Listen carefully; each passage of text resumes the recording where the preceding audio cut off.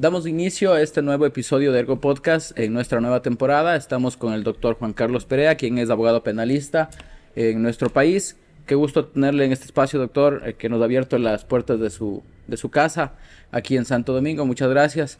Tal vez algo que decir, Alexis. Doctor, más que para usted, creo que es para nosotros un placer, de verdad, en este nuevo episodio. Queremos conversar con usted, pero plenamente antes del profesional. Queremos conocer a Juan Carlos de fondo. Claro, coméntenos, doctor, ¿quién es Juan Carlos Perea?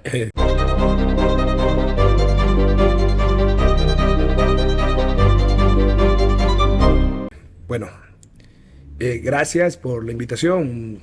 He estado pendiente de los episodios anteriores. Han entrevistado a muy buenos amigos. Espero estar a la altura de las respuestas.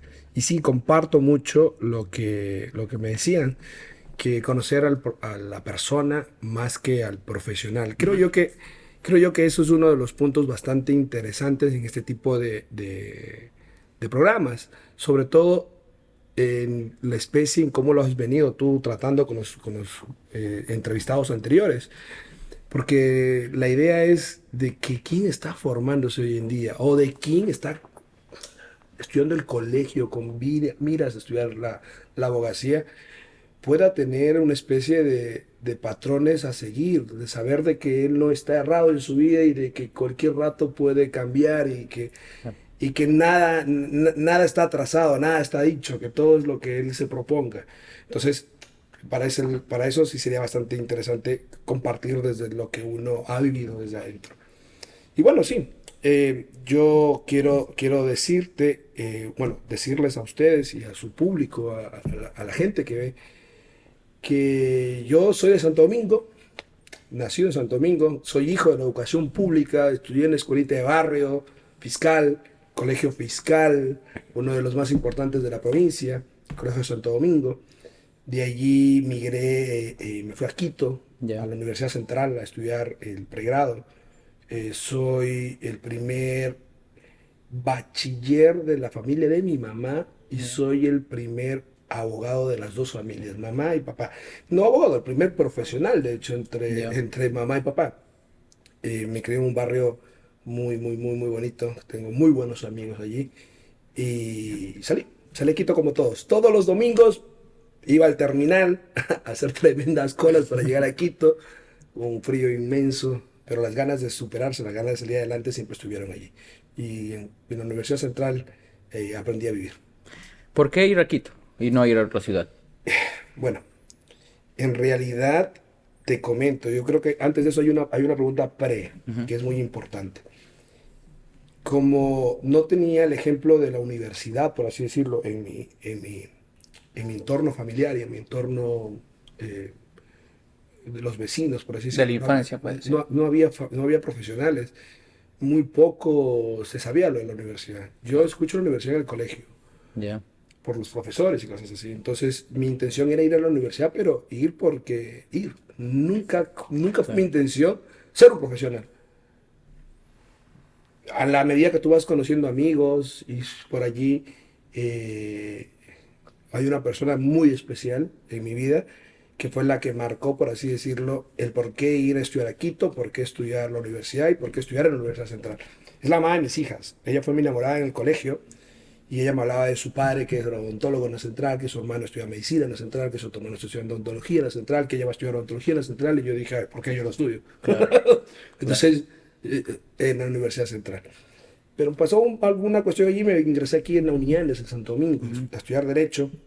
Después como que me reubiqué por ella, por así decirlo, fue un segundo motivo y dije, no, tengo que ir a Quito. Mi papá me ayudó siempre me ayudó, siempre yo decía, papá, necesito hacer esto, necesito lo otro, y decía, ya, mi hijo, no te preocupes, pide prestado, haz algo que yo te voy a solventar. Ahora que recién estuve en España, me doy cuenta la vida muy dura que tiene él y no sé cómo lo hizo. Claro. Pero bueno, así llegué a Quito. Y en Quito, en realidad, conocí a profesores muy importantes y muy interesantes. Por ejemplo, Marco Antonio Guzmán, me acuerdo de él, y varios más, pero me acuerdo de él específicamente en este momento porque él decía que él llegó de Ambato a la ciudad de Quito, que él vivía en la residencia universitaria, que él entregaba periódicos a las 5 de la mañana y que él así fue profesor en la Universidad Central a los 22 años sin haberse graduado en ayudante de cátedra y comenzó a dar clases. Ya. Y uno los ve como ejemplo, uno Claro. los ve así como... Y yo decía, yo jamás voy a ser profesor de la Universidad Central a los 22 años. Eso me contaba, yo tenía 18. Digo, no, jamás en la vida. Yo a los 40, a los 45 he de ser. Pero la vida te da vueltas y a los 23 años estaba ayudante de cátedra y daba clases también en la Universidad Central. Algo que no pensé que pasaba, pero después conocí a más personas que te ayudan a eso. Excelente. Alguna vez tuvimos un conversatorio, no me recuerdo dónde fue. Creo que fue un seminario también que conversaba de lo que nos comentó de la mamá de sus hijas, que influyó mucho en su profesionalismo también. Sí, nunca lo niego. Creo que alguna vez lo publiqué en mi Instagram, en mis redes sociales. Me ayudó mucho en qué aspecto. Porque me permitió conocer a profesionales. Ya. Yo no podía conocer a un profesional. ¿No? O sea, en mi entorno no había un abogado, un médico, un odontólogo, no había. Ya. Conocerlo, al papá, a los hermanos, por así decirlo, me permitió indicar si es posible. Claro. Es posible y ver cómo ellos viven. Dije, yo también quiero vivir así. ¿Me entiendes? Claro. Y cosas de esas. Y sí, y en realidad ella también fue un pilar muy importante en el primer año de universidad porque yo me quería regresar. Yo me quería regresar porque no aguantaba. Ya. Tenía mi hermana menor, creo que ahí tenía 7, 8 años y era como mi hija porque yo fui como un padre para mis hermanos, porque mi papá se fue al exterior, a Venezuela, fue a España desde que yo tengo 10 años. Entonces hasta ahora son como 20 y tantos años que él está fuera del país. Entonces yo he sido como un pilar fundamental en mis hermanos y me dolía a mi hermana dejarla, ¿me entiendes? Pero ella era la que decía, no. O sea, me daba fuerzas como para seguir. Y así pasó. Y sí, quedó embarazada en mi primer año de universidad. Tengo mi hija, hoy en día tiene 14, va a cumplir 15 años. Mi hija es hermosísima. Y después tengo con ella otra nena que va a cumplir 13 años. O sea, sí, tuve mis 2 maestrías antes de graduarme de abogado. Pero sin embargo, nunca impidieron Claro. a que yo pueda ser responsable con ellas y poder ejercer la profesión, poder graduarme y todo lo demás. Excelente.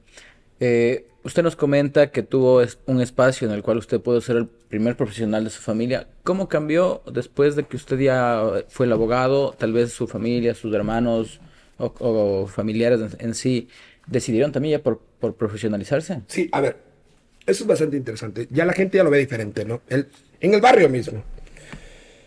En el barrio, pues puedo decir, los jóvenes que tenían mi edad o son de mi generación, hay 1, 2, 3, 4, somos 5 profesionales.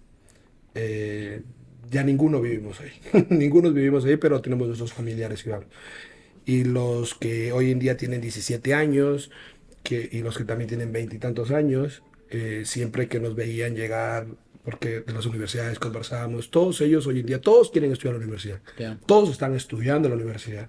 Todos quieren ser profesionales. Ha sido un cambio y un impulso bastante importante, bastante interesante, por esto que te contaba. Claro. Ya pueden ver ellos un profesional, ya pueden conocer a un Se ven así, profesional, claro. y ya no es lejano para ellos. Entonces, como Claro, que dice, imposible. acercamos un poco más al Lo tienen barrio, más de cerca. a los profesionales y los impulsamos y tengo muy buenos hermanos de mis amigos que quieren ser abogados y siempre me dicen quiero trabajar contigo y bueno, al menos creo que he servido de impulso un poco en esos jóvenes. Juan Carlos llega a estudiar en la Universidad Central, pero por el tema de profesionalizarse, ¿cuándo le nació la pasión por el derecho? A mí, te juro, a mí me nació la pasión por el derecho antes de llegar a la Universidad Central. Ya. Yo cuando estaba en el colegio, yo sabía de la abogacía lo que sabe menos cualquier persona. ¿Sabes? Lo único que sabía es que sirven para sacar presos. Claro. O sea, eso. Y esto funciona porque mi abuelo que fallece un mes y algo antes de que yo me gradué de abogado, mi abuelo siempre fue mi pilar fundamental. Él era el académico de mi familia, por así decirlo. Él siempre sufría y se lamentaba de que él no pudo estudiar en el normal, era un colegio sin normal, le decían como para ser profesor, porque contaba una anécdota, porque su padre le mandó a hacer un traje que era para el colegio muy grande, de una tela muy barata, y fue burla, sujeto del bullying, hoy bullying, entonces por él dio un paso al costado, pero él era la persona más académica que conocía, sabía de historia, sabía todo, algo que me apasiona hoy en día, Ya. y yo ni él buscaba como que el refugio académico, por así decirlo. Pero él era albañil, mis tíos eran albañil, yo trabajaba, ayudaba en los quehaceres de albañiles, yo porque quería tener plata ayudaba los fines de semana. Y yo quería ser arquitecto en el colegio.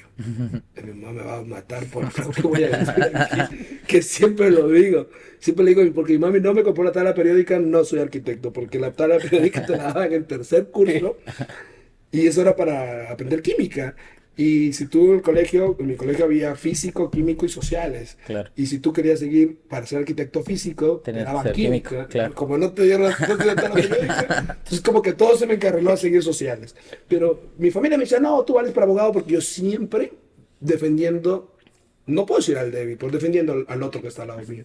Siempre increpando, diciendo por qué, preguntando, cuestionando. Creo que tenía un abogado por dentro mío, algo muy pequeño.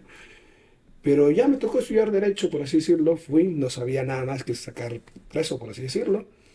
Y aquí en la Uniandes hubieron dos profesores, bueno, profesor, el doctor Miguel Izquierdo, que es director provincial de la Procuraduría General del Estado aquí en Santo Domingo, Ya. la doctora Rubita, el doctor Maldonado, que es juez de lo civil y aquí en Santo Domingo.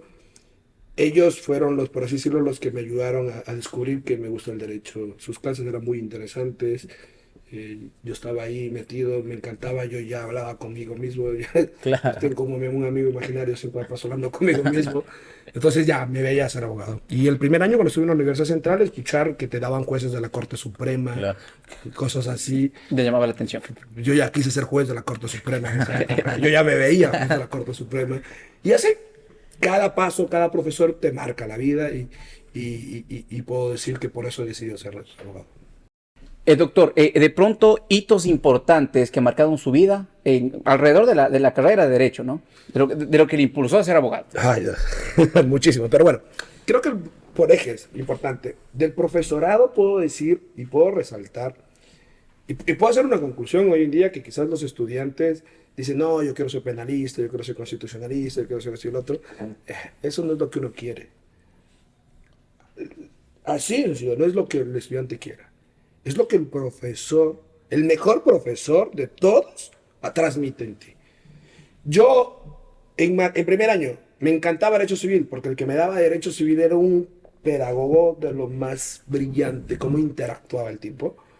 Segundo año, odié Civil, porque quien daba Civil no me servía para nada, y allí comenzó a despertarme ciencias penales que me dio el doctor Walter Martínez Vela.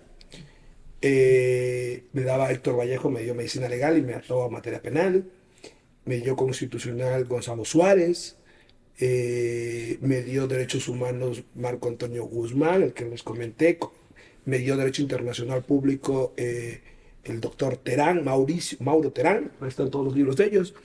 Entonces eran unos capos, y por eso me comenzó a gustar el derecho, los derechos humanos, el derecho internacional público, derecho constitucional, el derecho penal, por todos esos profesores. Voy a tercer año, y en tercer año marca hito, penal ya no, porque el profesor de penal como que me bajó un poco el nivel, pero llega el profesor Marco Morales Tobar a darme administrativo, que es la continuación del derecho administrativo, de constitucional. Puta, el tipo revolucionó mi cabeza. O sea, yo con el tipo comencé a darme cuenta que lo mío era la academia, por así decirlo. Nos mandó a hacer ensayos. Nadie sabía cómo escribir. Nadie nos explicaba cómo escribir. Nosotros, un grupo de estudiantes, ahí estaba Juan Schaffer, hoy en día somos los mejores abogados, Denis Pluas, Víctor Rivadeneira, José Espinosa. Hicimos un grupito porque era grupal, nos íbamos a la biblioteca municipal, nos íbamos a la biblioteca central a pasar tragando libros, leyendo. Yo veía que los libros tenían un numerito abajo, no entendía. Y después comienzo a entender la lógica y digo, no, pues estos numeritos a veces es como para explicarlo de acá, Claro. a veces la referencia, la cita, comencé a averiguar e hicimos un texto así. a lo empírico. El profesor solo vio y dijo, esto es plagio. Y dijo, ¿por qué?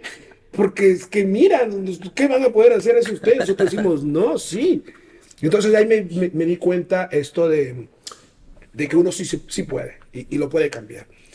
Y Marco Morales fue de las cosas más importantes porque en tercer año yo ya, por así decirlo, comencé a tener quiebres emocionales, estabilidad emocional, estaba en quiebre y yo ya como que no iba a la universidad, iba de repente los últimos semestres, el último trimestre, porque mis notas eran 10-9, 10-9, los dos primeros trimestres eran por años. Tenía que pasar con 21, con 2 pasos. Al abandono. Me fui al examen oral de él, que era la nota la duplicaba, era la tercera y la cuarta, y o sea, con 2 pasos, no puedo tener menos de 2. Voy, le respondo una pregunta, y me dice, ¿y qué? No leí. Le dije, sí, y me dijo, no, supletorio. Y digo, ¿por qué? Califíqueme 2. Me dice, no, tú tienes 9 y 10, no puedo permitir que saquen menos de 10 a supletorio. Y fue uno de los hitos más importantes en mi vida. Porque gracias a ese supletorio conocí al uno que yo considero hoy en día mi hermano, es mi socio, es mi amigo, es todo, Javier Espinosa. Lo conocí ahí. Porque él se había quedado supletorio en esa materia. Estudiamos administrativo y desde ahí la amistad con él hasta el día de hoy. Es uno de los hitos, por así decirlo, más importantes.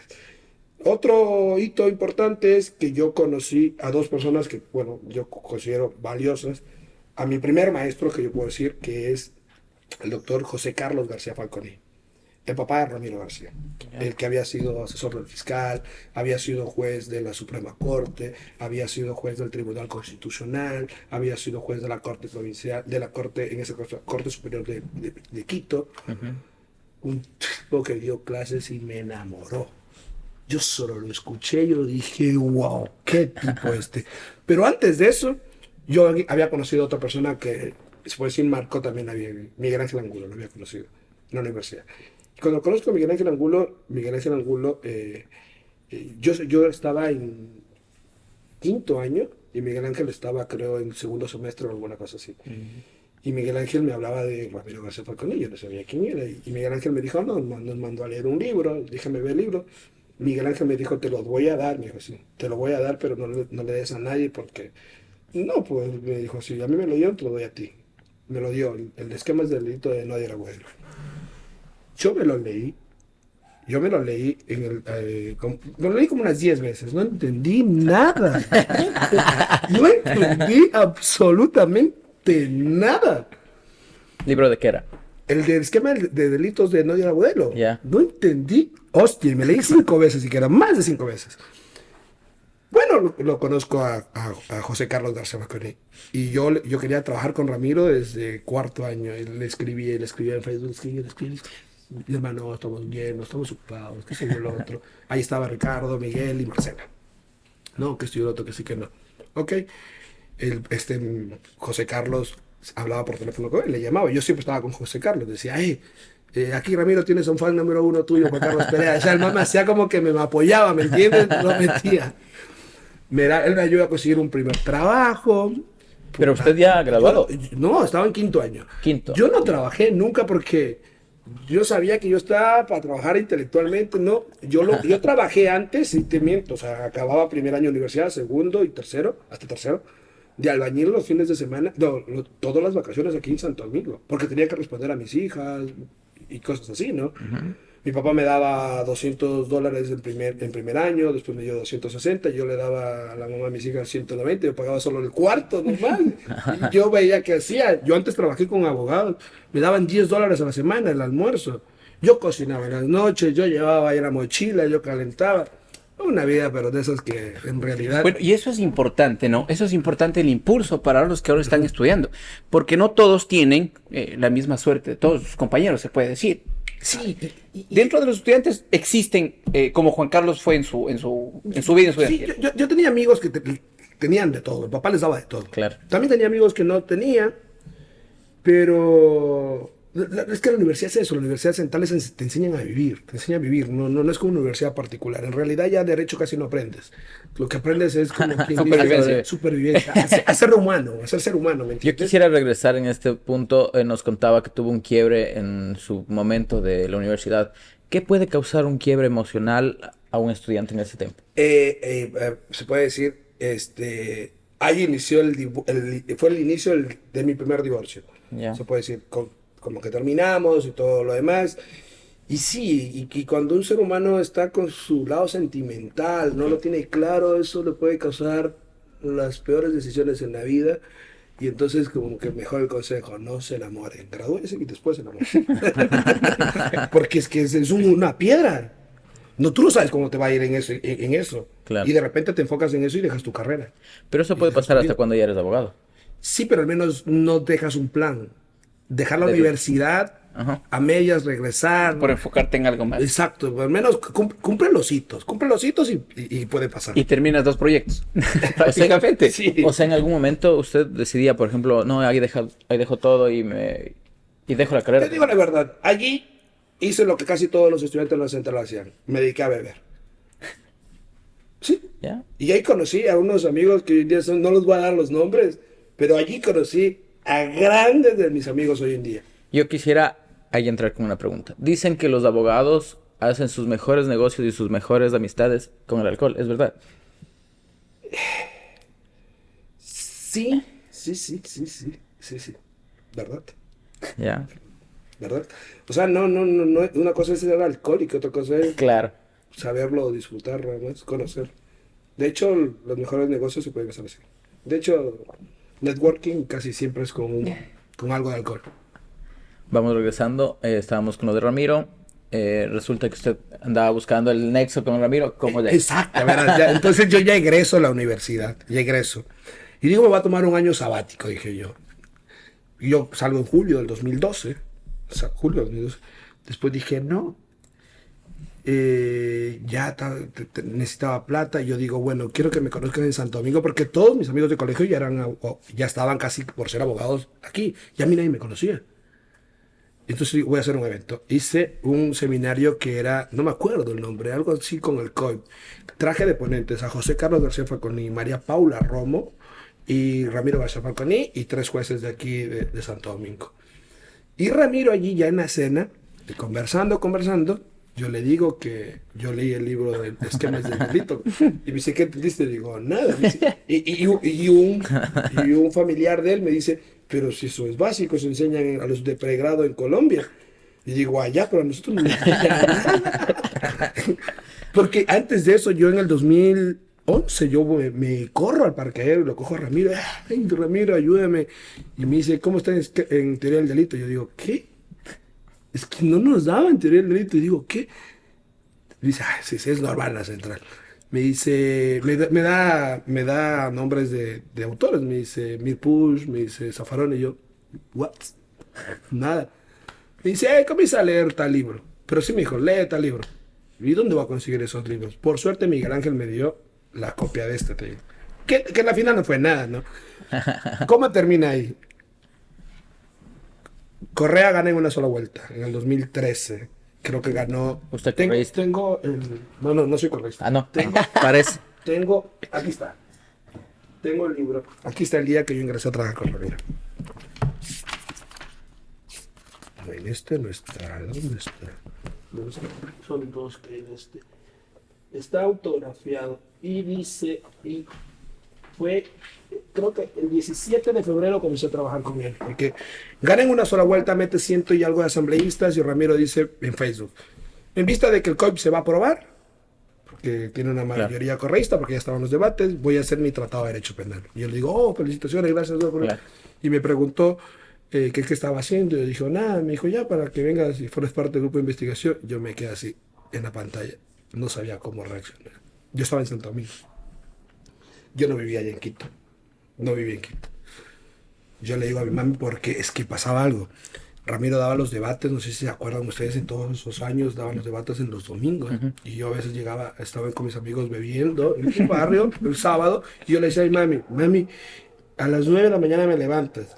Yo chuchaqui con resaca viendo el debate de Ramiro. No miento. O Así. sea, Ramiro fue un referente para usted. Sí, del sí, penal. pero lo conocí por Miguel Ángel. Claro. ¿Cómo le conoce a Miguel Ángel? A Miguel Ángel lo conozco porque él estaba metido en un movimiento estudiantil. Un Ya. movimiento estudiantil, no me acuerdo cómo se llama, cambio ya, creo que se llama.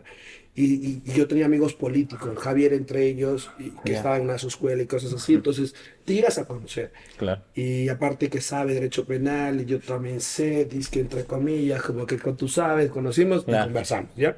Esa fue la forma. Bueno, comienzo a trabajar con Ramiro, se puede decir así, como dice Ramiro, como dice Miguel Ángel, ¿verdad? Nos pagaba, por así decirlo, Por aprender. el sueldo básico creo era $300, nos pagaba $250 mensuales, nos daba de comer, él trabajaba algo así como una casa, nos llevó a trabajar a su casa, en una biblioteca inmensa, mientras investigábamos, nos enseñaba a cocinar, nos enseñaba a la parrilla, que hoy día me encanta la parrilla. ¿Qué más? Nos enseñaba, él atendía al cliente, nos enseñaba cómo tratar a un cliente. sea, fue un A mí me enseñó aprendizaje todo, general. todo. Me dijo que me enseñó a que en esta vida hay que estudiar posgrados, que hay que tener una línea de investigación. Él me dijo, estudié en filosofía del derecho. Porque nosotros veíamos y todos los libritos, casi todos tengo aquí, son réplicas, este me regaló. Porque ya había comprado el otro. Ya. Ese era de la biblioteca, él me lo regaló. Coge y me dice, estudia en filosofía del derecho. Ya. Yo dije, no, filosofía está... yo no valgo para la filosofía. Y después estudié en procesal. No, Miguel Ángel, tú estudias procesal, tú sabes. Yo enamorado y casado con la teoría del delito. Claro. Sí, enamorado y casado con la teoría del delito. Al punto que mi tesis hice sobre eso. Mi tesis sobre concursos, porque justo estábamos comentando esos días en los artículos de concursos. Pero hoy en día ya me encanta la filosofía del derecho, porque otras personas han pasado por mi vida. Entonces entenderíamos que Ramiro no solo formó al abogado, también formó a un ser humano, ¿no? Sí, verás. Yo creo que el que pasa por Ramiro se forma en muchos aspectos. Ujú. Muchos aspectos. Te enseña a tener criterio. Claro. O sea, te enseña a tener criterio. Te da los caminos que debes seguir para ser, por así decirlo, ser un buen profesional. Yo seguí esos caminos, he seguido todos esos caminos, pero he seguido los caminos no los que él me decía que siga, seguí los que yo quise seguir. Por eso se puede decir como que hoy pensamos diferente, hoy creemos cosas diferentes, por eso se puede decir como que, bueno, el ex Twitter, en Twitter habían algunos Twitter como que de choques y cuestiones así, pero bueno, lo Es que propio. yo soy hoy en día, Claro, te puedo decir, es porque le seguí la metodología a él. Seguí la metodología a él. Yo aquí en Ecuador no he estudiado nada, al menos en 2 universidades. Solo en 2 he estudiado. Porque me van a odiar todos los abogados por lo que voy a decir. Eso no es políticamente correcto. Pero para mí, si yo quiero ser un abogado que ayude al derecho ecuatoriano, si quiero ser un abogado de los que genere, tengo que irme donde generan, a aprender a generar. No puedo venir a estudiar aquí donde me enseñen, por así decirlo, los abogados y veo la formación, muy pocos son formados. Yo estudié en Andina, estudié en el IAEN, porque en el IAEN tenía la planta docente que tenía. Fue de los mejores posgrados que he estudiado, que es la especialización en garantías jurisdiccionales. Puta, tenía clases con Catherine Recaurte, con Alí Lozada, con la doctora Teresa Núquez, con Juan Francisco Guerrero. O sea, en realidad ese era el Nivel. estrellato. Y estudié en la Universidad Central, en penal, la maestría que diseñó Ramiro. Claro. La que diseñó Ramiro y la que coordina Miguel Ángel. La que fue de las Sí, mejores que porque había en el país. me dieron casi todo, me dio Miguel Díaz y García Conyedo, me dieron todos los tops de España, me dieron de Argentina, me dieron de Colombia, de Ecuador me dieron los tops. Me dio Ramiro, me dio Catherine Ricaurte, me dio la doctora Dina Camacho. O sea, para mí fue uno de los mejores posgrados. Pero si quiero estudiar argumentación jurídica, aquí primero no hay un máster de eso. Y si quiero estudiar un máster de argumentación jurídica, tengo que ir Donde sepan está argumentar. el dios de la argumentación. Claro. Y por eso me fui a Alicante. Y me fue recomendado por Catherine Recaurte, porque allá solo entras con carta de recomendación.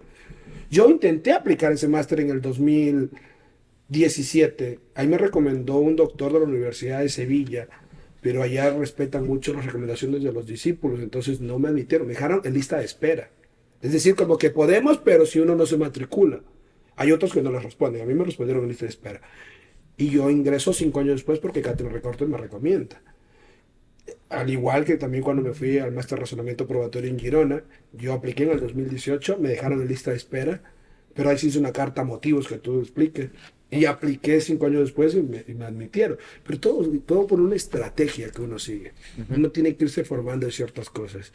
Entonces, volviendo a lo que tú dices, sí, yo considero que Ramiro tiene muy buena, creo yo que es de las mejores escuelas para formar a alguien, para dar el inicio.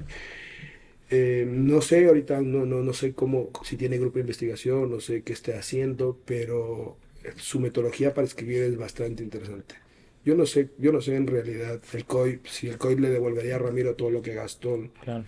porque Ramiro era de las personas tan bondadosas que si te faltaba dinero te daba, iba a un restaurante, nos enseñaba a comer fino. Puta, ahí fue cuando en realidad se pudo decir uno conoció el mundo, iba a un comida peruana, por así decirlo, plato, el menú entre todo, 40, 50 dólares, íbamos 6, gastaba 400, 500.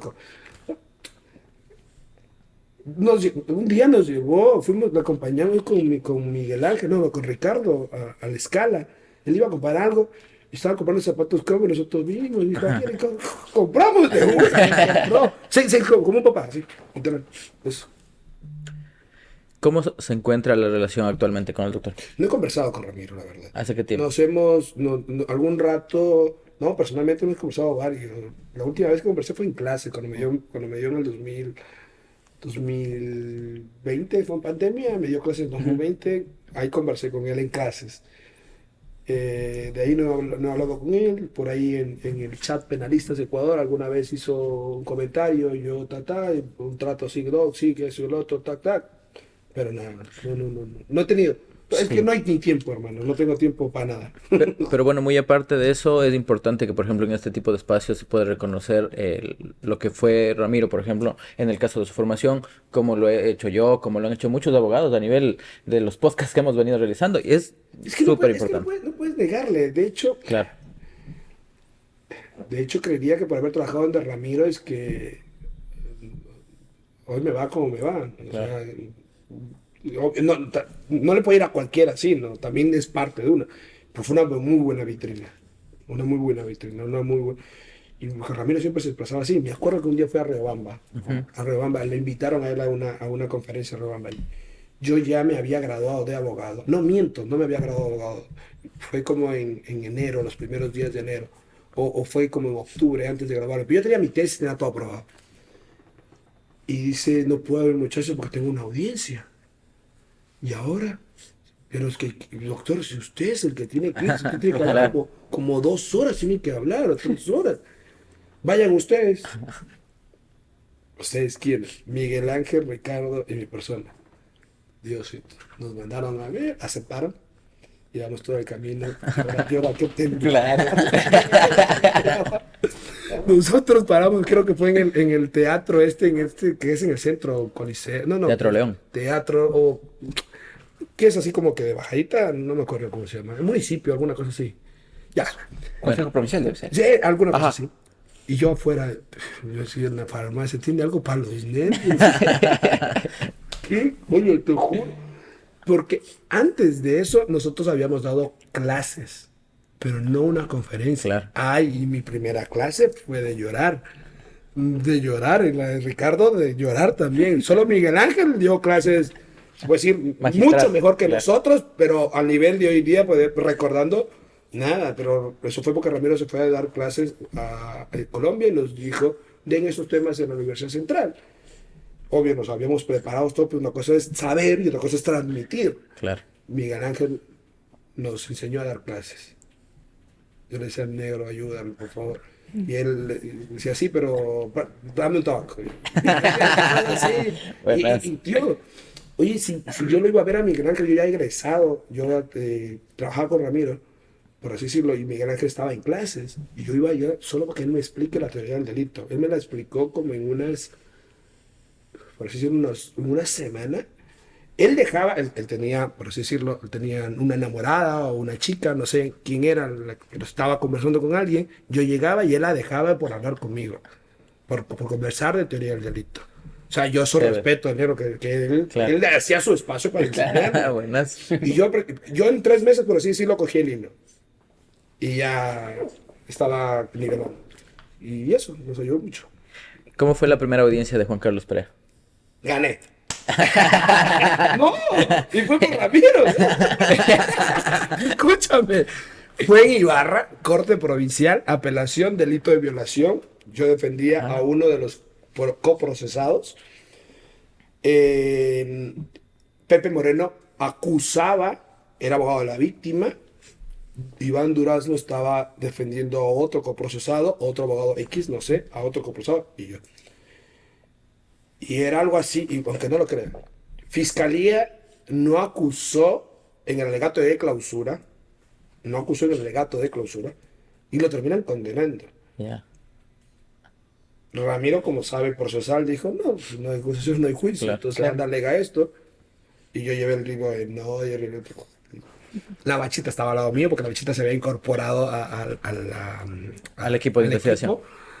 Y la Bachita fuerte, pues me temblaba la todo. Por suerte, primero fue que Iván Durán, el otro abogado, y a mí me tocó después del almuerzo. Pepe Moreno ve el libro, me dice, va a hablar de la congruencia. Y yo tenía amigos de Nodier ahí, de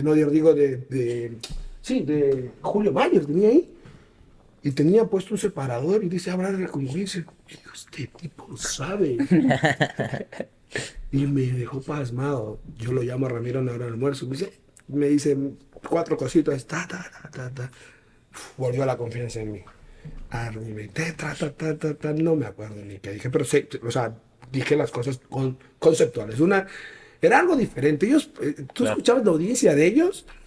Era como que ellos hablaban de, no sé, digamos, estaban hablando de amarillo y tú tenías un discurso azul. Tú decías, es totalmente diferente lo que voy a hablar. Porque es que ellos hablaban de los hechos, del caso, y decían que sí, que no. Y uno iba a hablar de temas conceptuales, de principio, de definiciones. Ahí te das cuenta, en realidad, que era la teoría haciéndose práctica y la sola práctica sin teoría, por así decirlo. Y resultó, me aplaudieron, salieron los dos, felicitaciones. Y de lo emocionado salí de una. Y después me dice, oye, pero no te pagaron. ¡Ay! Regresarte de de lo emocionado, ¿me entiendes? Claro. Pero esa fue mi primera audiencia. Pero sí he tenido audiencias de llorar. O sea, de llorar como resultado. Dicen normalmente, por ejemplo, que uno puede perder un caso, pero nunca una audiencia. ¿Le ha pasado? Yo creo que todas las audiencias las ganan. Ya. Pero no digo la gran mayoría. Antes más, ahora menos. Ahora todo gana. No, pero es que yo trato de ser de que si yo digo algo es porque yo creo que eso es. No trato de mentir, o sea, trato de yo convencerme de que es así. Yo sé escoger los casos que yo en realidad veo caso. Si no hay caso, no lo veo, no lo hago. Entonces, me acuerdo que yo me preparaba tanto para un caso en tránsito. Con Javier, me acuerdo, hoy mi socio. Nos preparamos tanto, fuimos aquí a la Corte Provincial en Santo Domingo, argumentamos, hablamos las cosas como son. Nunca nos respondieron, nunca nos dijeron, ustedes están equivocados por esto. O nunca nos dijeron, están errados. No nos pararon bolas, no es como que no hubiésemos hablado. Y dan el fallo en contra. Nosotros salimos de allí, porque estábamos en un hotel casi frente a la Corte, a llorar. Él su cama, yo la mía, Cada uno. Y ahí se me hizo como una especie de costumbre de que cada vez que me iba mal, después de yo prepararme, yo me recluía en mi habitación, no quería que nadie me hable, nadie es nadie, y yo me ponía a recordar mi niñez, mi infancia, me ponía a ver Dragon Ball Z. Me he visto Dragon Ball Z como 10 veces. Me ponía a ver Supercampeones, me ponía a ver Naruto, me ponía a ver todas mis cuestiones como para relajar. Como que me reanimaba, como que revivía y salía otra vez a lo duro que es la práctica jurídica cuando un abogado en realidad quiere hacer bien las cosas y cuando el sistema no cambia porque no saben. No saben ni siquiera cómo resolver un problema jurídico. Ante eso nos enfrentamos. ¿Qué caso marcó a Juan Carlos? Se puede decir hasta la fecha, ¿no? Porque de aquí tiene todavía su... Es que depende. Es que marcaron varios aspectos. Por ejemplo, te digo algo. yo me he podido sentir marcado por casos importantes, casos no importantes, pero marcó como ser humano, así como que eh, me hizo cambiar mi forma de ser o, o- Ya depende. o- Claro. Por ejemplo. yo te diría así, yo te digo algo, mi caso, el que para mí marcó la forma e influyó mucho en mi preparación fue el caso Balta. Cuando defendí a Pablo Romero, cuando hice el alegato de clausura y estaba al frente Felipe Rodríguez, ¿no? Y eso me permitió saber que debo seguir estudiando ciertas cosas. Ya. Me permitió ver que hay cosas que no solo hace falta que tú las sepas, sino que la gente debe saber que tú sabes. Aunque no lo creas, es así. Tú puedes saber todo hoy en día, pero si nadie te conoce, qué pena. Los jueces son así. Yo te podría decir. Es muy difícil que a Felipe Rodríguez le digan que no. Porque Felipe Rodríguez es uno de los, para mí, el penalista más completo que hay en el Ecuador. Para mí, el único penalista completo. El único que hace defensa penal. Porque el tipo tiene todo. Conoce de todo para llegar al conocimiento de hacer defensa penal. Hay otros que piensan que solo con la teoría del delito gana, su problema. Hay otros que piensan que solo sabiendo decir objeción, pregunta sugestiva, gana, es su problema. Pero para eso se necesita conocer más. Entonces yo en realidad me di cuenta que hay que estudiar otras cosas. Y es lo que he venido haciendo últimamente. Juan Carlos tiene un estilo. ¿De dónde nace su estilo de ejercer la profesión? O alguna vez conversábamos que usted empezó con un tema de buffets ya en Santo Domingo. No sé si podemos entrar un poco más de ese tema. Así verás. Ya se puede decir, ya me toca ponerse en la oficina. Yo había trabajado con abogados por el Parque de Alameda, los que me daban $10 para el almuerzo, $2 diarios. Y alguna vez me invitó a trabajar Marco Morales Tobar, pero no pude trabajar porque era en vacaciones y yo en vacaciones tenía que venir a trabajar de albañil acá en Santo Domingo. Entonces, Marco Morales, siempre veíamos, ¿no? Así como que ellos tenían la oficina, cuando el Palacio de Justicia era ahí donde la Asamblea, ellos tenían la oficina por donde hoy es el Complejo Judicial Norte, Ya. retirado, lejos. Y siempre se manejó el concepto como que nosotros somos los abogados, los que sabemos, los que más preparados, y el que quiere los busca. Entonces comencé a sentir sentirse esa seguridad. Y siempre veía las marcas, los estudios jurídicos, que Body Ponce, y cosas así. Y yo venía acá en Santo Domingo y en Santo Domingo era abogado JP y el apellido, o cosas así. Digo, no, porque uno solo no puede. Claro. Uno tiene que tener un equipo. Entonces yo fui el primero que puse Buffet Perea y Asociados. Aquí, en Santo Domingo. Y si hay alguien que dice que fue el primero, que me lo diga. Y que me muestre datos. No, así. El primero en tener hojas con membrete, con estilo de escritura. Al punto que ese estilo de escritura todo el mundo lo utiliza hoy en día. Y yo se lo di a un amigo, porque me pidió, me cayó muy bien, nos conversamos, le di un archivo, muchos archivos, y utiliza el esquema, el mismo tipo de letra, todo, y al que se lo di fue a Cristian Romero porque lo estimo mucho, ¿me entiendes? Y de ahí todo el mundo tiene eso hoy en día. Pero mi idea siempre fue así, estar formado. Yo aprendí a trabajar mucho los casos entre Ramiro y Pepe Moreno. Ramiro por cómo argumenta, cómo construye la idea, y Pepe Moreno por cómo analiza el proceso. Entonces yo traté de fusionar las dos, creé como quien dice mi propia forma de análisis, y eso algún rato también le comentaba a Cristian, algún rato hemos trabajado casos juntos y le decía así como es esto y lo otro, y solucionamos de esa forma. Y eso, y siempre que veo algo bueno de alguien, lo copio y lo mejoro. Como también aprendí a hacer de mi amigo Diego Chimbo, de mi amigo Israel Moreno, tenía un chimichurri muy rico, muy diferente, lo copié y lo mejoré. Digo yo, mejoré. Excelente. Bueno, en eso también hay mucho sentido, ¿no? O sea, si bien es cierto, nada lo puedes crear de cero, simplemente te puedes ir basando y si lo puedes mejorar, qué mejor. Es que la idea es esa, la idea es mejorar. Claro. Y bueno, que Juan Carlos en el converso nos dijo, ¿no? Que desde su infancia siempre estuvo alguien que lo apoyaba, para siempre sacarlo a la punta. Sí, sí, sí, sí. Y me supongo que Juan Carlos también apoyó a ciertas personas para que también sigan su legado. No sé cómo decir, pero yo te digo algo. Es que eso lo aprendí con Ramiro, ¿no? Parecería a Ramiro y Javier. Javier Espinosa es muy clave en mi vida porque es un tipo que yo no tenía para comer, por así decirlo. Había semanas, hubo una vez una semana que no comí, que solo pasé tomando agua y el café que me le cogía a mi amigo Diego Lozada, que puede ver el podcast y se va a dar cuenta. Tenía una bolsa de café y yo hacía café.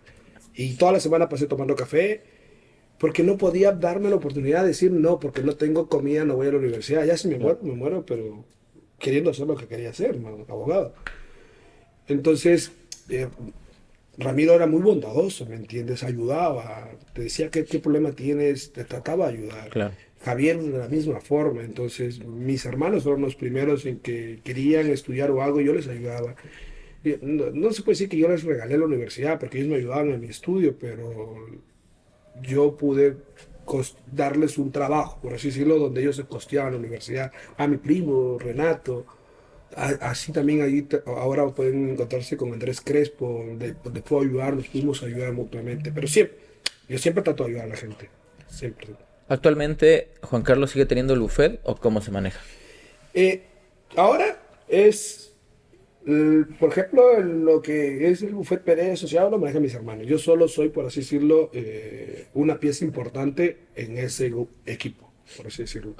Yo hago tales cosas, yo doy consejos, me pueden seguir o no. No es mi firma, por así decirlo, es de mi hermano, de mis hermanos, son abogados. Pero yo fundé con Javier Espinosa, se Ok, llama, jurídica. sí, se llama Espinosa Perea, la compañía, y que una marca es la boutique jurídica Espinosa Perea. Tenemos otra marca que es el Centro de Formación Permanente. Y así vamos a sacar otra marca más, que creo que vamos a dedicarnos también a la editorial, a la publicación. Porque es que toda la vida, 9 años he pasado investigando, he pasado tratando temas, y por tratar un tema no publico nada porque estoy estudiando, y estoy estudiando, y estoy acá, que la tesis de acá, que sí me toca corregir unas cosas para publicar. Entonces tengo con muchos temas allí, y recién el próximo año voy a estar limpio, tranquilo, para revisar todo y comenzar a publicar todas esas investigaciones. Juan Carlos alguna vez trabajó con el doctor Pepe Moreno. No trabajé, yo nunca fui empleado de Pepe Moreno, nunca Pepe Moreno cumplió un rol de pagarme un mensual o algo de eso. Se puede decir con Pepe Moreno trabajamos casos juntos, él me llevaba como colega, o sea, nunca inferior. Pepe no me hacía a las personas. Eh, Había casos donde él estaba que, por así decirlo, necesitaba un equipo, él hacía ciertas cosas, entonces me recomendaba, él puede ayudarles en esta Ujú. cosa, y podíamos. Entonces lo más importante era tratar de absorber lo que él conocía. En casos ya X, ya nos encontrábamos, porque por así decirlo, una familia contrató a Pepe, a mí me contrataban otra familia, y me acuerdo una audiencia en Guayaquil que tuvimos en donde, no voy a decir ni el número de casos ni nada, pero digo, habían como 10 abogados, y que Pepe habló cuarto, yo hablé sexto, no, octavo hablé yo. Pues yo me dormí, Pepe el único que me despertó, y yo decía, ¿qué Claro. hablan? Dios, decía yo así. Y como con Pepe ya habíamos hablado una noche antes, más o menos cómo iba a ser la jugada, a qué se iba a dedicar tanto Pepe y yo, entonces entre Pepe y yo comenzamos a ser equipo. Él nos reprime. Y en realidad nos fue bastante bien porque como que nos conocemos, por así decirlo. Entonces hay bastante feeling. Tuve una audiencia, y esta sí lo que decir, para mí las audiencias más espectaculares de mi vida. Un caso X en donde Felipe Rodríguez defendía a un señor.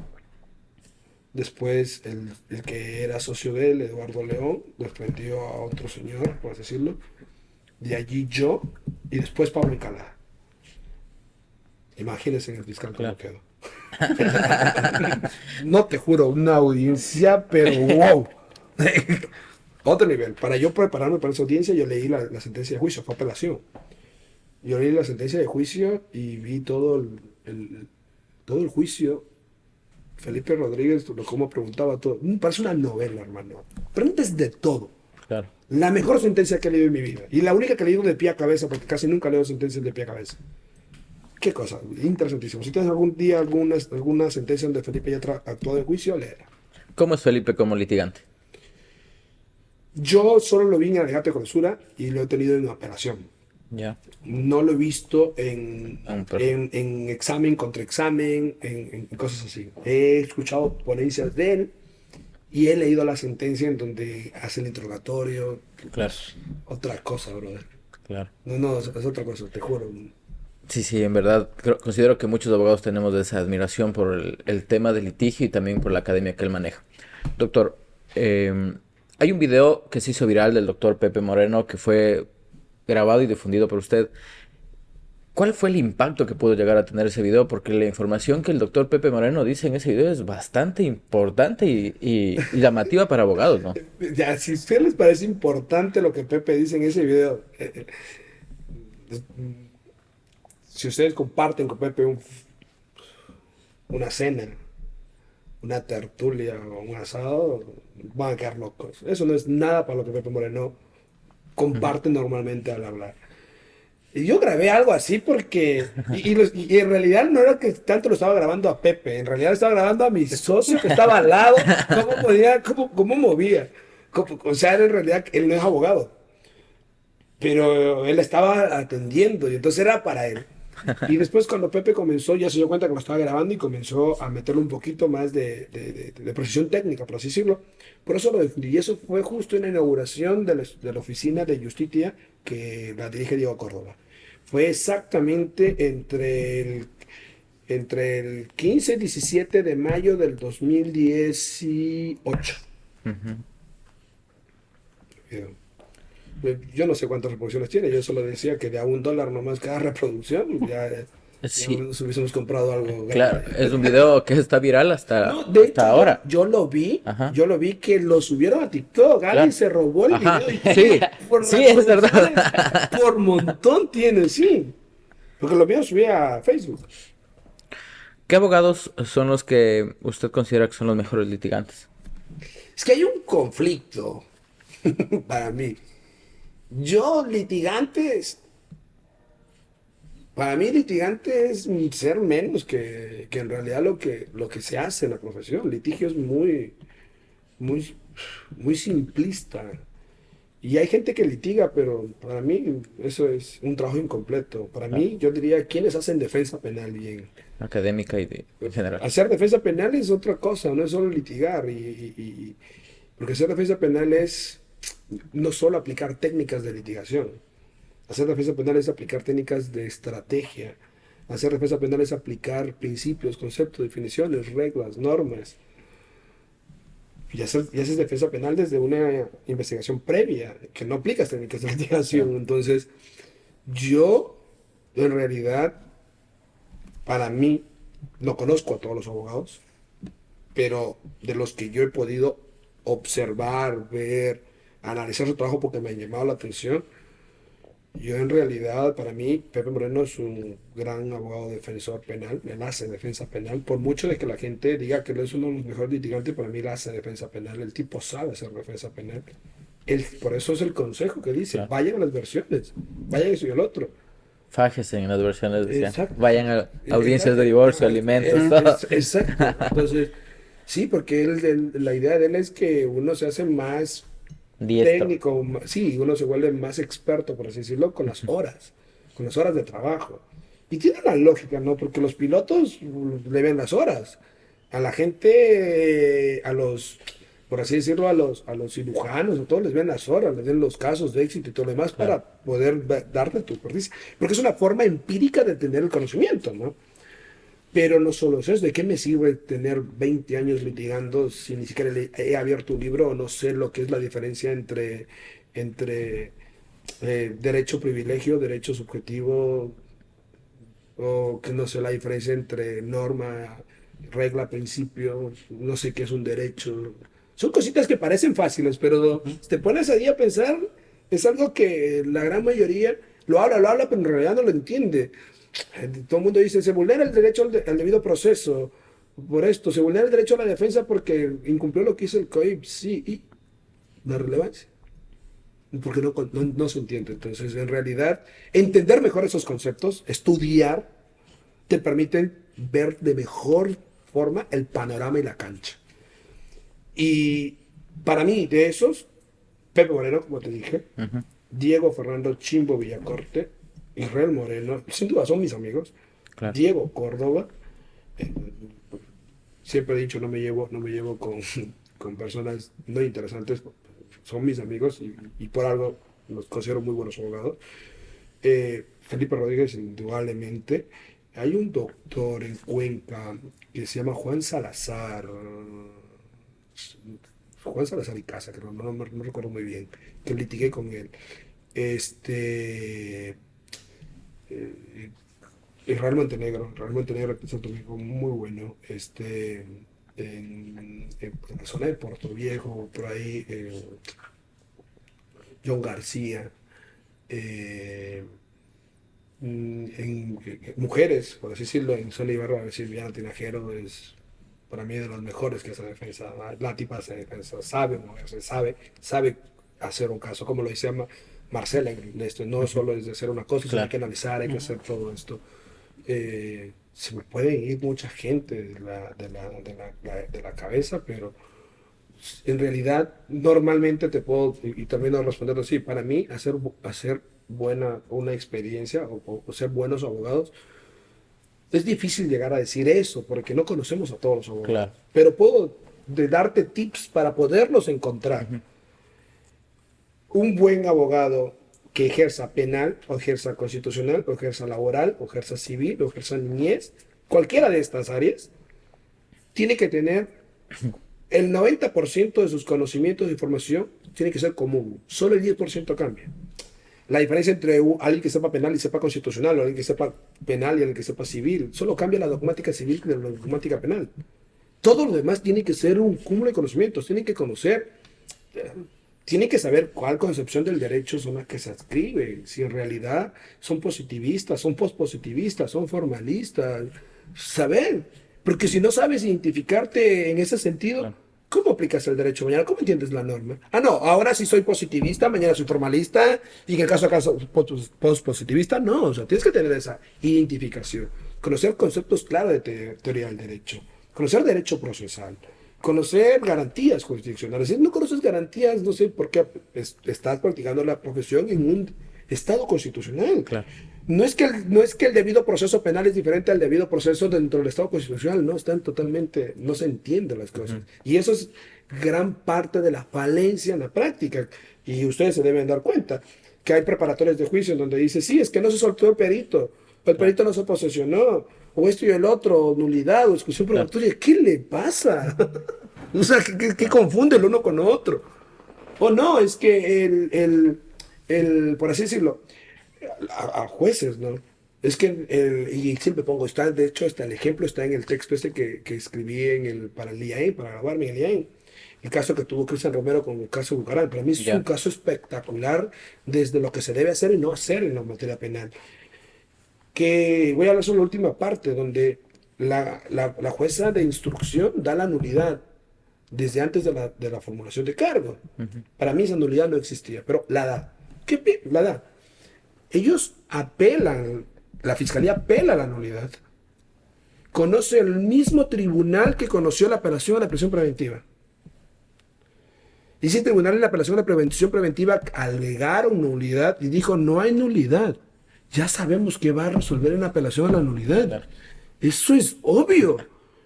Pero como no hay las reglas de recusación, porque allí sí, claro, algo que no comparto con Ramiro, porque lo dijo el grupo penalista, yo dije, pero es que tienen que recusarle. Y él puso así, textual, y pueden revisar si tienen el chat allí.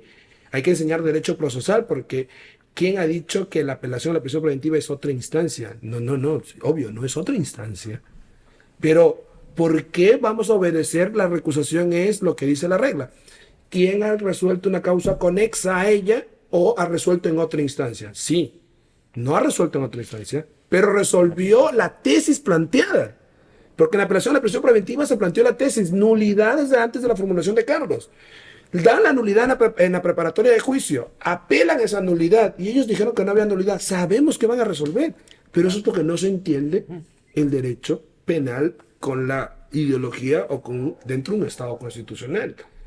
Entonces, esas cosas son las que te puedo decir. Esos tipos de conocimiento, tienen que conocer teoría de la prueba, razonamiento probatorio, argumentación jurídica. Tienen que inclusive conocer cómo se crea una norma para que tú vayas y le digas al juez, consulte la constitucionalidad de la norma. Lo que ha hecho el juez Telmo. Siempre consultando la constitucionalidad y nos ha ayudado un montón. Pero ¿cómo sabes si es constitucional o no si no sabes bases para la legislación racional, si no sabes técnica legislativa? ¿Cómo demandas una inconstitucionalidad si tú no sabes cómo se forma la norma? Entonces debes conocer muchísimas cosas en realidad. Claro. Entonces solo quien pueda conocer todas esas cosas, para mí, puede ser un abogado defensor que pueda dar 100% las cosas a su cliente al caso encomendado. ¿Y qué tan difícil es aplicar eso al sistema judicial ecuatoriano? Es que no es difícil aplicar. Es que no se trata de aplicar, no es que tú vas a ingresar algo extraño, no. Algo, no pero es como dice, o sea, hay algunos juzgadores que desconocen qué tan difícil se puede volver, sabiendo que el abogado conoce este procedimiento, conoce cómo tiene que realizarse, pero el juzgador no. Enfrentarte a un sistema. Sí. Verás, no, te voy a decir y te voy a hacer una cita. Hay mucha gente que me dice, un paréntesis para hacer, hay mucha gente que me dice por qué yo relaciono mucho los animes que yo veo, las películas, las series que veo, porque yo en todo le veo conocimiento. En todo lo que hago le veo conocimiento. Te voy a hacer una pregunta. ¿Tú te has visto Supercampeones? Sí, alguna vez. No me acuerdo el capítulo, pero hay un capítulo en el que Oliver estaba jugando con Francia y le están anulando los goles. Ya, sí. De manera ilegal estaban anulando los goles. Y Roberto Cedeño le dice, recuerda la página 52. Y él comienza a recordar, ahí está el mensaje. Disfrútalo mientras lo hagas. Claro. La única forma, porque si tú piensas que tú tienes la razón y que él se equivoca, sí, hay gente que no sabe, indudablemente no sabe. Pero es que todos conocemos todo, muchas cosas. Pero para eso te enseñan la argumentación jurídica, los mejores argumentos posibles. Si le construyes este argumento de esta forma, para una tesis, la que sea, la norma no es legal, claro. Aquí hay nulidad, lo que sea, la tesis que me construyes bien los argumentos, bien al punto que te entienda. Claro. Te lo va a entender aunque no sepa derecho. Claro, habrá gente mala, pilla, que por mucho eso te dé contrario, sí. Pero por eso están las impugnaciones. Claro. Por eso está la apelación. Ahora, si te vas a fastidiar porque no sabe que esto y el otro, cámbiate de profesión. Juan Carlos, ¿ha tenido algún momento, una audiencia o algún proceso en el cual haya tenido a un fiscal o a un juez en contra solo por su manera de ser, por ejemplo? Por tema personal. Yo te digo algo. Eso ha cambiado hace unos 2 años. Hasta antes de 2 años, habían fiscales que le decían al cliente, cambia de abogado y le ayudo. Y hay un fiscal aquí en Santo Domingo que sabe que estaba en la Concordia, que le dijo cuando en mis primeros casos en el 2014-2015 le dijo a un cliente, cambia de abogado y le ayudo. ¿Por qué crees? Ese fiscal para mí no sabe nada. Su hermano era Dios. Su hermano conocía todo. Lastimosamente falleció. Él ejercía un cargo en la judicatura de los más altos. El señor sabía todo. Era uno de los jueces más importantes del país. Pero este fiscal era así, y lo dijo, cambia de abogado. ¿Y cómo puedes trabajar con este tipo de gente, Dios? O sea, es que bien que haces la pregunta. Ayer hablaba con un amigo y decía, es que los fiscales están equivocados en este país. Los fiscales piensan que son partes procesales con intereses y no son así. Los fiscales son parte procesal porque el código dice que son parte procesal, pero son parte procesal oficial. Claro. Sí. ¿Qué busca el fiscal? La verdad. El fiscal busca la verdad. Porque el fiscal busca la verdad, debe investigar con objetividad, es decir, de cargo y de descargo. Pero el fiscal también decide. Decide si formula cargo, decide si pide prisión preventiva, decide si llama a juicio, decide lo que sea. Y debe decidir con imparcialidad. Él es el primer filtro del poder punitivo. De 100 fiscales, ¿cuántos hacen eso? Para mí, yo respeto muchísimo. Para mí uno de los mejores fiscales es Santiago Pazmiño. Pero no sé si tú estabas en el grupo penalista y esta es una discusión que la tenemos desde el 2020. Que él decía, no, es que los fiscales somos objetivos, no somos imparciales. Digo, estás equivocado, Santiago. Le mandé muchos párrafos de sentencia a la Corte Interamericana en donde apela que deben ser imparciales y aún así me dijo, no. Pero porque se entiende mal. Y si entendieran bien, hicieran bien su trabajo, al fiscal le debe valer si el abogado es bueno o malo, le debe valer que si le cae bien, si no le cae bien. A eso le importa el abogado a la otra parte, el abogado a la víctima, a él le importa, porque ellos van a defender sus intereses. El fiscal no tiene interés. Y eso es porque no conoce. Con todo este análisis que hemos realizado, tomando en consideración que su fundamentación a veces en audiencia no puede ser digerible o no puede ser entendible tanto por juzgadores o fiscales, ¿usted considera que tiene que seguir en el litigio? Verás, el consejo que te di en su momento, citando, haciendo una analogía con Supercampeones, lo descubrí en otras de esas etapas donde estás reprimido, donde no quieres saber nada, donde quieres tener 5 años para que tu mamá te cuide nomás. No, 5, 4, porque ya 5 estás en la escuela.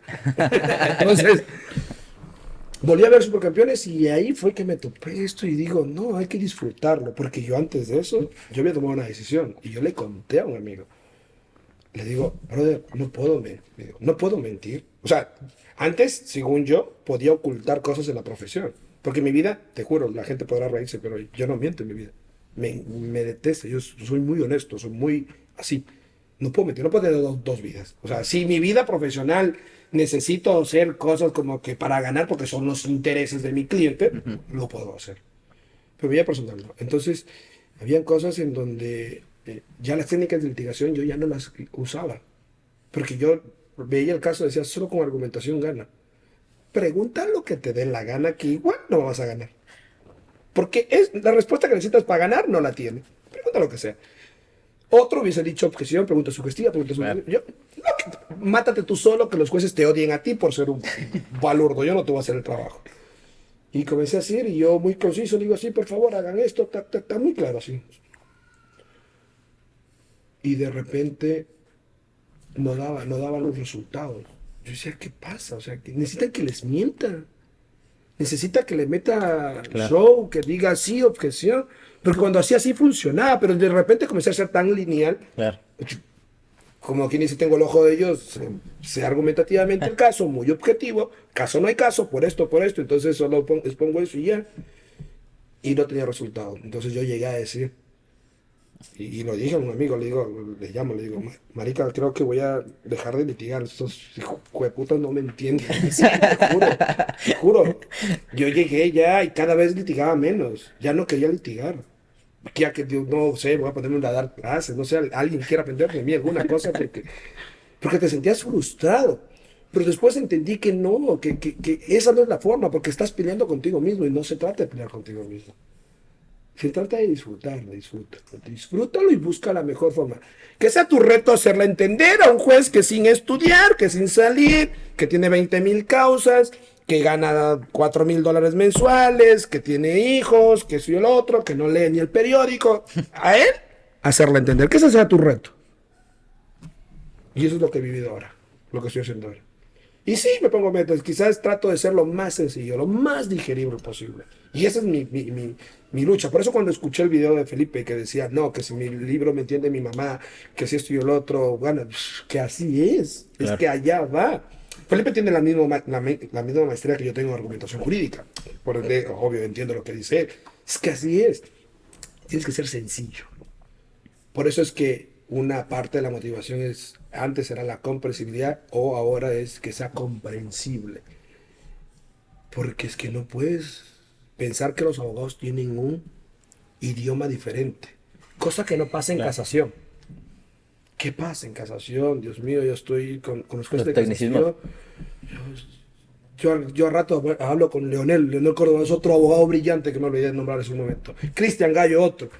Y a veces hablo con ellos porque también tenemos un club de lectura que comenzamos a conversar. Y digo, brother, ¿qué idioma hablan ellos? No entiendo. Vendan el curso, digan dónde. Porque ellos comienzan, este recurso de casación es especialísimo, técnico. Como que fuera otro mundo. Y no es nada de eso. Es tan sencillo, porque ellos solo revisan la premisa jurídica. Y la premisa jurídica por tres cosas. Y te voy a hacer un simple. Porque tenías que utilizarla y no la utilizaste, es decir, no la viste. No la viste. Porque la utilizaste mal cuando era A, utilizaste B. O porque utilizaste la norma correcta, pero la norma dice amarillo y tú le dices verde. Sencillo. ¿Qué es lo que necesitan conocer para eso? Teoría de la norma. Técnicas de interpretación de la norma. Y que todo es interpretación, no solo la causal de error de interpretación, todo es interpretación. Porque si tú ves un artículo de memoria, digamos algo, el artículo 10 del Código Penal, del COI, tú lo ves el artículo 10. Pero si tú crees que el artículo 10 dice amarillo, Claro. tú no lo aplicas en este caso porque en este caso es verde, pero resulta que no dice amarillo, dice verde, pero no lo aplicas porque tú no lo interpretas bien. Obvio, si tú en este caso tienes que aplicar la norma verde y aplicas la norma amarilla, sí, porque no entiendes la norma. Y más aún cuando das un efecto diferente. Todo es interpretación, todo es sencillo.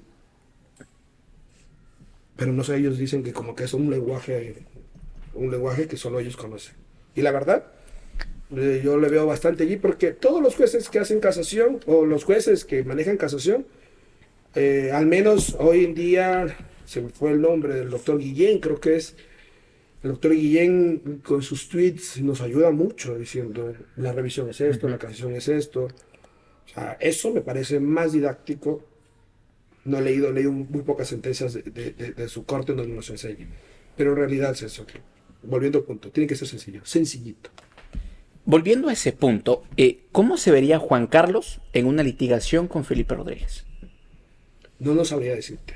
Nunca tuvieron casos en común. No, digo, cabe recalcar que tiene su misma maestría y se puede decir el mismo lenguaje, donde que te entienden lo sencillo. ¿Como una codefensa? Puede ser. Yo me enfrenté a él antes de tener la maestría.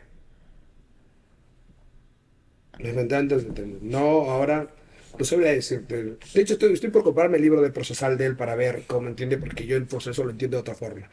Y por eso, entre mis formaciones, es muy importante procesal, porque ya, por así decirlo, he estudiado entre teoría y filosofía del derecho, prueba, que es algo de procesar.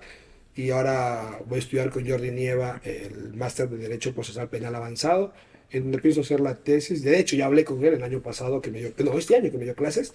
Hablé con él y vamos a escribir sobre el rol del abogado y del fiscal en el proceso penal. Entonces, algo de lo que le comenté en su momento. Juan Carlos ha venido preparándose académicamente. Conocimos también que fue parte del Consejo de la Judicatura hace poco tiempo, que iba para temas académicos. ¿Qué sucedió ahí? No, sí. A ver. Eso no se puede ocultar. Yo lo conocí a Wilman porque Wilman era juez en tribunal en Santo Domingo. Muchas veces me condenaba, cosas así. Entonces nació como que una amistad porque él hacía eventos académicos, hacía lo de los libros. Algún día le ayudé porque él estaba concursando creo que era para Defensor del Pueblo, alguna cosa así. Yo le ayudé con la cátedra en Unimiandes. Hicimos una amistad. Él fue juez de Corte Nacional. Yo respeto mucho a mis amigos. Yo nunca me le acerqué a él. Claro. Porque que vayan a pensar de que estás haciendo alguna cosa. ¿No? Si algún día nos vimos por una audiencia, nos vimos, pero Nada más. no más. O sea, yo respeto su espacio y todo lo demás. Entonces, cuando él me llama para que yo sea subdirector nacional de investigación jurídica en el área de la escuela judicial. Mike es el director. Entonces la escuela es como Mike es como el rector de la universidad de los jueces. Yo era como el vicerrector de investigación, ahí el vicerrector académico, entonces cositas así. Y yo estuve ahí 3 meses. En realidad pedí licencia, pero administrativamente no te pueden dar, Claro. porque no tienes el tiempo y todo lo demás. Y me tocó renunciar para yo irme, porque yo ya estaba en el máster. Yo me había inscrito en julio del año pasado. Mientras estaba en Alicante estudiando el máster de argumentación, yo me estaba inscribiendo en el razonamiento probatorio. Entonces ya es un proyecto de vida que yo lo vengo Claro. de muchos años. Y por un cargo público no iba a dejar mi proyecto de vida. Porque yo soy de estas personas que yo sí veo al servicio público como para servir, como para dar. Yo acepté porque conocí algo de esto, podíamos hacer algunas cosas, hicimos bastantes eventos interesantes con Mike, pero no iba a cambiar, con todo el respeto, mi proyecto de vida personal por un servicio público. Primero estoy yo y ahora después va a estar mi familia después de que yo estoy bien. Ahora he llegado como un pacto con mis hijos de estar un poco alejado mientras estudio por teléfono y cosas así, mientras yo estudio. Pero ya estoy cerrando el ciclo académico, por así decirlo, de los estudios, y ahí sí me voy a dedicar ya de 100% a la profesión y a mi familia. Bueno, agradezco al doctor Juan Carlos Perea por el espacio. Considero que nos quedan muchas cosas por hablar, nos queda mucho espacio para poder seguir dialogando en temas jurídicos. Tenemos un proyecto en mente que también ha venido madurándose con usted. Muchísimas gracias por esa predisposición, por las ideas planteadas para este proyecto que hemos denominado Ergo Podcast en este momento, que como le comentaba de un inicio, estamos acabando la primera temporada y vamos a iniciar una nueva temporada con muchas sorpresas, dentro de las cuales le tendremos al doctor Juan Carlos. Gracias por el espacio, gracias por contribuir con la academia y gracias por seguir difundiendo información, como decía en anteriores podcasts, información relevante en temas de análisis de sentencias o análisis en general, ¿no? Doctor, bueno, tenemos que coordinar, como le decía, tal vez una segunda parte de este podcast porque considero que nos falta mucho por hablar. Lamentablemente estamos con el tiempo un poco complicado por la ciudad, pero un mensaje que usted quisiera dejar a la ciudadanía en general o a los abogados que están saliendo, que este espacio es dedicado para ellos, a los abogados también que ya tal vez están en litigio y hay cosas que no conocen. Hay abogados que ya tienen su trayectoria y desconocen muchas situaciones, como lo que acabo de decir. Lo tan simple que puede resultar ser una casación y lo tan complejo que le pueden ver por el formalismo que representa, hasta por el lugar que representa, por ejemplo, la Corte Nacional, el formalismo en solo llegar. Ya tal vez a veces los abogados se ponen frenos, ¿no? Entonces, esto es importante. Doctor, tiene la palabra. A ver, yo creería que la primera cosa que puedo decirles es que si van a estudiar Derecho, si van a ser abogados, tienen una sola cosa. Si no tienen el hábito, porque yo comencé sin el hábito, generen el hábito de leer. Si no leen, por gusto, cambies de profesión. ¿Por qué? Porque eso te permite alcanzar un potencial que es estudiar. Traten de no ser autodidactas. Me refiero a que llegó un libro, lo leo. En esta vida hay tanto por leer que hay que saber qué leer. Entonces, yo lo primero que les recomendaría es estudien más filosofía y teoría del derecho. Conozcan las raíces, las fuentes. Así como hay en política de derecha, de izquierda, ustedes sabrán si son de derecha o son de izquierda. Así como si son ateos o son cristianos, así mismo es el derecho. Entonces, traten de ceñirse por ese lado y con base a ello ir estudiando. Analicen las escuelas, vayan, vean, antes de estudiar un posgrado, analicen la planta profesor del posgrado. Si ya decidieron estudiar ese posgrado, lean todo lo que pudieron haber escrito, los videos que están en YouTube, las ponencias, porque el posgrado es para irlo a aprovechar, a sacar. El posgrado es para sacar la información. No es para repetir o estar ahí escuchando lo que dice el profesor. No, es para que tú lo pongas en jaque al profesor. Es decir, para que el profesor vea el conocimiento teórico que tiene, te lo explique en un caso práctico que tú le planteas. ¿Por qué? Porque yo recomiendo que no estudien posgrados apenas se gradúen en la universidad. Estudien un poquito, practiquen, trabajen, vean los problemas que hay reales. Eso les permitirá tener dos conocimientos. Conocimiento del mundo real, como ya estudiaron o leen lo que ellos han inscrito y quieren estudiar con él. Conocimiento teórico que solo es, él me va a explicar cómo esto soluciono con esto. Entonces esa sería la mejor recomendación. Y ahora tienen que entender que posgrado es todo lo que se hace después del pregrado, que eso es algo que no nos enseñan también. Posgrados son diplomados, posgrados son los cursos de capacitación, posgrados son las maestrías, las especializaciones, las de título propio, las de título oficial. Eso de título propio oficial, si a usted le interesa el título, siga lo oficial. Pero si a usted le interesa el conocimiento, siga el título propio, porque las títulos propios para mí son las mejores, porque tienen el equipo de las Américas, el equipo de Europa, o sea, tiene de todo mundo, los mejores para darte clase. En cambio, los títulos oficiales siempre tienen que seguir la regla, que de la universidad debe ser el 40 o el 50% de la planta, pero todos no están en la misma universidad. Entonces, imagínense en ese sentido, entonces los propios son los que en realidad tienen el equipo de las estrellas. Una última cuestión que deben tener claro, que si usted no va a ser académico, no va a ser investigador, que si usted no va a ser profesor, no estudie ni maestrías, ni estudie el PhD, el doctorado, porque eso es solo para los investigadores. Si a usted no le gusta hacer una tesis, ¿para qué va a estudiar una maestría?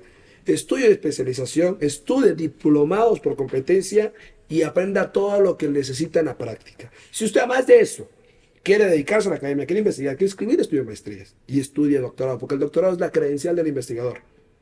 Hay gente que para litigar cree que estudiar el doctorado es perder el tiempo. Yo en realidad hoy en día me lo estoy planteando si sigo o no estudio el doctorado. Entonces ese sería como el mejor consejo que les puedo dar a la gente que quiera seguir preparándose en esta profesión. Muy amable y gracias por tomarme en cuenta. Con gusto, doctor. Mejor, muchísimas gracias a usted.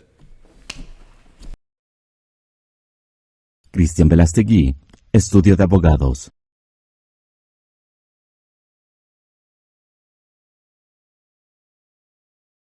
Ergo Podcast.